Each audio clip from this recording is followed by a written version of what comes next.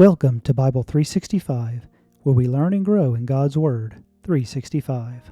Today we're reading in Deuteronomy 2. Then we turned back and set out towards the wilderness along the route to the Red Sea, as the Lord had directed me. For a long time we made our way around the hill country of Seir. Then the Lord said to me, "You have made your way around this hill country long enough. Now turn north. Give the people these orders. You are about to pass through the territory of the relatives and descendants of Esau, who live in Seir. They will be afraid of you, but be very careful. Do not provoke them to war, for I will not give you any of their land, not even enough to put your foot on. I have given Esau the hill country of Seir as his own. You are to pay them in silver for the food you eat and the water you drink. The Lord your God has blessed you in all the work of your hands. He has watched over your journey through this vast wilderness. These 40 years the Lord your God has been with you, and you have not lacked anything." So we went on past our relatives, the descendants of Esau, who live in Seir. We turned from Arabah road, which comes up from Elath and Eznah-Geber, and traveled along the desert road of Moab. Then the Lord said to me, "Do not harass the Moabites or provoke them to war, for I will not give you any part of their land. I have given Ar to the descendants of Lot as a possession." The Emites used to live there, a people strong and numerous, and as tall as Ankenites. Like the Ankenites, they too were considered Rephaites, but the Moabites called them Emites. Horites used to live in Seir, but the descendants of Esau drove them out. They destroyed the Horites from before them and settled in their place, just as Israel did in the land the Lord gave them as their possession. And the Lord said, "Now get up and cross the Zered valley." So we crossed the valley. 38 years passed from the time we left Kadesh Barnea until we crossed Zered valley. By then, that entire generation of fighting men had perished from the camp, as the Lord had swore to them. The Lord's hand was against them until they had completely eliminated them from the camp.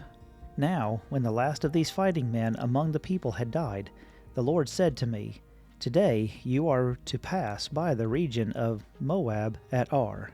When you come to the Ammonites, do not harass them or provoke them to war, for I will not give you possession of any land belonging to the Ammonites. I have given it as a possession to the descendants of Lot. That too was considered a land of the Rephites, who used to live there, but the Ammonites called them Zamzummites. They were a people strong and numerous, and as tall as the Ankenites. The Lord destroyed them from before the Ammonites, who drove them out and settled in their place. The Lord had done the same for the descendants of Esau, who lived in Seir, when they destroyed the Horites from before them. They drove them out and lived in their place to this day. And as for the Avites, who lived in the villages as far as Gaza, the Kapharites come from Kaphtor, destroyed them and settled in their place. Set out now and cross the Aran Gorge. See, I have given into your hands Sihon, the Amorite king of Heshbon, and his country. Begin to take possession of it and engage him in battle. This very day I will begin to put the terror and fear of you on all the nations under heaven. They will hear reports of you and will tremble and be in anguish because of you. From the desert of Kedmoth I sent messengers to Sihon, king of Heshbon, offering peace and saying, "Let us pass through your country. We will stay on the main road. We will not turn aside to the right or to the left. Sell us food to eat and water to drink, for their price is in silver. Only let us pass through on foot." As the descendants of Esau who live in Seir and the Moabites who live in Ar did for us, until we cross the Jordan, until the land the Lord our God is giving us. But Sihon, king of Heshbon, refused to let us pass through, for the Lord your God had made his spirit stubborn and his heart obstinate, in order to give him into your hands as he has now done.